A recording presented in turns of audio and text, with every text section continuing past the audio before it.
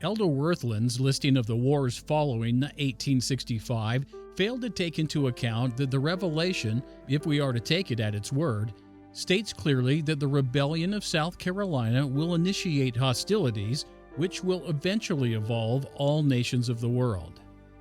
Now, there have been two wars, World War I and II, which were widespread throughout the world, but did not include all nations. There is yet to be a war that will include all nations at the same time. And we need to re-emphasize that the wars delineated in the Revelation are connected and continuous. The rebellion of South Carolina will start a chain reaction that will eventually span the globe and include all nations. As it stands today, the fourth prophetic element remains unfulfilled and unconnected to the American Civil War. The Church Manual does not directly address the fifth prophetic element, a military conflict between the northern and southern states.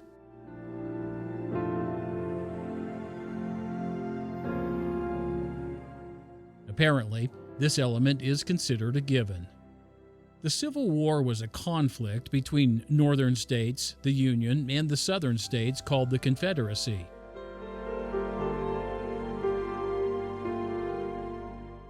Now, we agree that the American Civil War fulfilled this element of the Revelation. During this initial phase of war, the southern states will call upon other nations for assistance. These nations will include Great Britain and other nations. The diplomacy of the Confederacy did reach out to other nations, primarily Great Britain and France, but also to the Vatican and Ireland.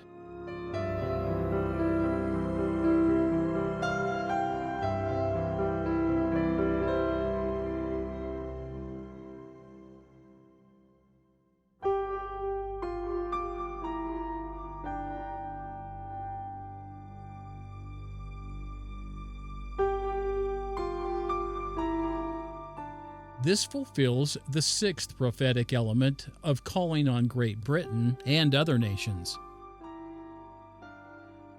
After the Confederacy will call upon Great Britain and other nations for help, these same nations will call upon still other nations for help of their own.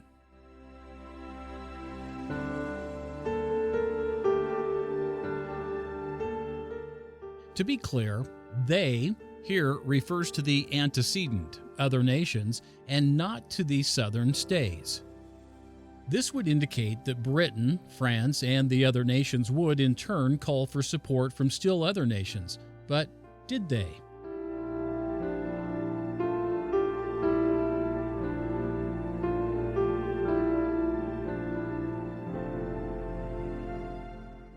In the case of Great Britain, the answer is an emphatic no. Sidney Sperry, an LDS scholar quoted in the Church Manual, believes this element of the prophecy was fulfilled by the two world wars of the 20th century.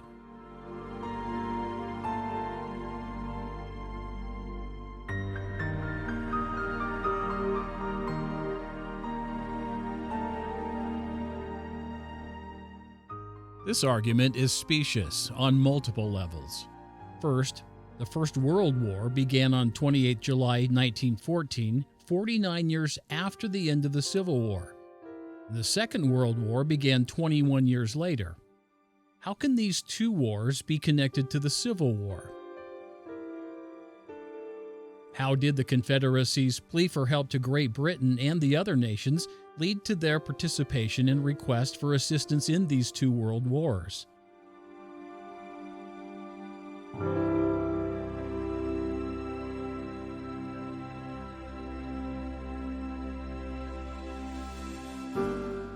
You could just as easily claim that the French Revolution of 1789 or the English Civil Wars of the 17th century led to the two world wars of the 20th century. For a claim to be valid, there must be, at the very least, a rationale given and a connection made. Neither Sperry or the Church Manual did so. Furthermore, this claim fails on other grounds.